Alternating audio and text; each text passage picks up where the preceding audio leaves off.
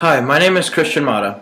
Home Depot has a gross profit of $27,390 million as reported on of February 2nd, 2014.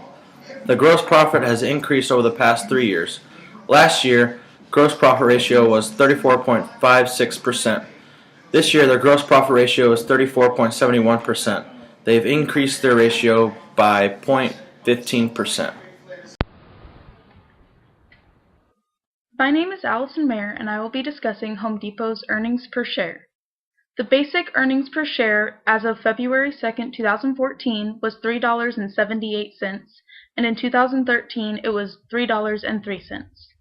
The diluted earnings per share as of February 2nd, 2014 was $3.76, and in 2013 it was $3. The basic and diluted earnings per share both increased from the prior year and seem to have an upward trend compared to previous years. This increase in the EPS means that Home Depot is becoming more profitable. Hi, my name is Allie Mapes, and I will explain a little bit about Home Depot's operating and net income. Starting on February 2nd, 2014, their operating income was $9.17 billion, and their net income was $5.39 billion. This is an improvement from 2013, where the operating income was $7.7 billion and the net income was $4.54 billion. Home Depot's gross profit ratio for 2013 was 34.6%, and as of February 2nd, 2014, was 34.8%. Their gross profit ratio has increased, and that tells us that the company is retaining more of its money from their sales.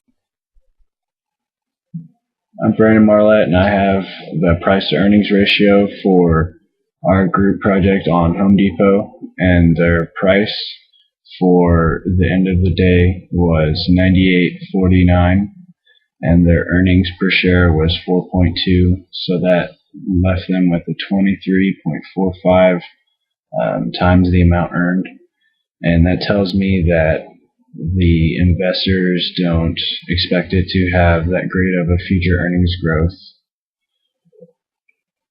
Direct or indirect cash flow presentation for Home Depot, and to identify the three categories where their cash flow is and the numbers associated with that. For Home Depot, they had an indirect way of presenting their cash flow because they didn't list a net income anywhere on their cash flow sheet.